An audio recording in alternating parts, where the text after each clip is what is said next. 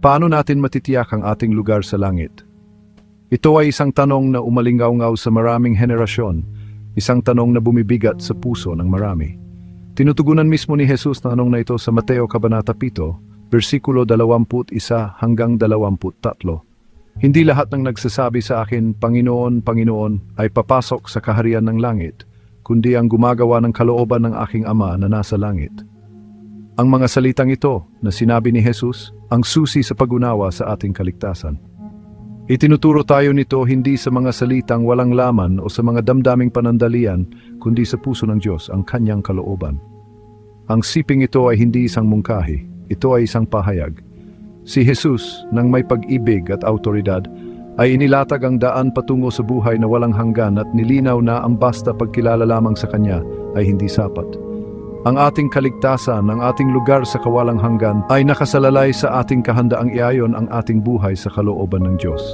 Ito ay isang katotohanang dapat pagnilayan, ngunit sa loob nito ay nakasalalay ang pinakadakilang pag-asa, isang pag-asang nakaugat sa pagsunod at isang buhay na ibinigay sa ating lumikha. Madaling sabihin na si Jesus ang Panginoon. Maari natin itong awitin, ibulong sa panalangin o ipinahayag mula sa mga bubungan. Ngunit kung ang ating mga aksyon ay hindi na ayon sa ating mga salita, sila ay nagiging walang laman at walang kabuluhan. Nilinaw ni Jesus na ang tunay na pananampalataya ay hindi pasibo. Ito ay isang aktibo at masiglang relasyon sa Diyos na naipakikita sa pamamagitan ng pagsunod sa Kanyang kalooban. Hindi ito tungkol sa paggamit ng ating daan patungo sa langit. Ito ay tungkol sa pagsuko sa Siya na naglatag na ng daan. Isipin ang isang batang nagpapahayag ng pagmahal sa kanilang magulang habang patuloy na sumusuway sa kanilang mga patakaran. Ang mga salita, bagamat pinigkas, ay walang laman dahil ang mga aksyon ng bata ay sumasalungat sa kanilang sinasabi. Katulad nito, ang ating relasyon sa Diyos ay hindi natutukoy sa pamamagitan ng ating mga salita, kundi sa pamamagitan ng bunga na ating ipinadadala, ang mga aksyon na ating ginagawa at ang paraan ng ating pamumuhay. Ang tunay na pananampalataya ay isang pandiwa, isang aktibo at patuloy na paghahanap sa kalooban ng Diyos sa bawat aspeto ng ating buhay.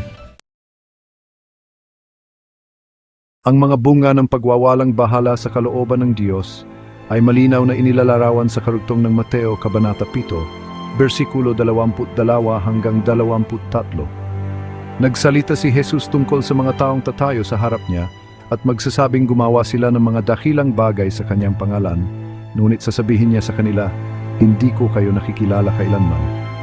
Lumayo kayo sa akin, kayong mga manggagawa ng kasamaan. Ito ay isang nakagigimbal na paalala na ang ating pananaw sa ating sarili at sa ating mga aksyon ay hindi garantiya ng kaligtasan. Tanging ang pag-ayon sa kalooban ng Diyos ang tunay na makapagliligtas sa atin. Isipin ang pagtatayo ng bahay sa buhangin. Maaring mukhang matibay ito sa simula, ngunit kapag dumating ang mga bagyo, tulad ng hindi may iwasang mangyari, ang pundasyon ay guguho at ang bahay ay babagsak. Katulad nito, ang buhay na itinayo sa anumang bagay maliban sa kalooban ng Diyos ay nakalaan sa pagkawasak. Maari nating lokohin ang ating sarili at maging ang iba sa pamamagitan ng panlabas na anyo, ngunit nakikita ng Diyos ang puso at alam niya kung ang ating buhay ay itinayo sa matibay na bato ng kanyang kalooban o sa mga gumuguhong buhangin ng ating sariling mga pagnanasa. Bahagi 4, hindi sapat ang mabubuting gawa. Nakatutukso na isipin na ang pamumuhay ng isang mabuting buhay ay sapat upang matiyak ang ating lugar sa langit. Maari nating sabihin sa ating sarili na hanggat tayo ay mabait, mapagbigay at umiiwas sa mga mabibigat na kasalanan, tiyak na tatanggapin tayo ng Diyos ng bukas palad. Ngunit ang katotohanan, tulad ng ipinahayag sa Mateo Kabanata 7, versikulo 21 hanggang 23, ay kahit na ang mabubuting gawa, kapag ginawa ng hiwalay sa kalooban ng Diyos, ay hindi sapat. Ang ating kaligtasan ay nakasalalay lamang sa ating pagsunod sa Kanya. Isipin ang pagluluto ng cake gamit lamang ang kalahating mga sangkap. Kahit gaano kahirap ang iyong pagsusumikap o gaano kakahusay, ang cake ay hindi magiging maayos. Katulad nito, ang ating mapagtatangka na maabot ang langit sa pamamagitan lamang ng mabubuting gawa ay walang saysay. Kailangan natin ang lahat ng sangkap, at ang pinakamahalagang sangkap ay ang pagsunod sa kalooban ng Diyos.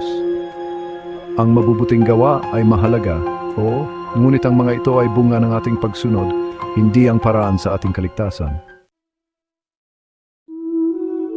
Bahagi 5, ang daan patungo sa langit. Malinaw ang mensahe, ang tanging daan patungo sa langit ay sa pamamagitan ng paggawa ng kalooban ng Diyos.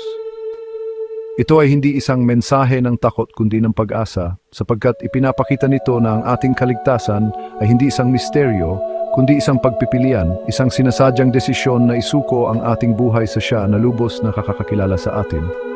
Ito ay isang habambuhay na paglalakbay ng paghahanap sa Kanyang patnubay, pakikinig sa Kanyang tinig, at pag-aayon ng ating mga aksyon sa Kanyang perpektong plano. Isipin ang paglalakbay gamit ang isang detalyadong mapa upang gabayan ka.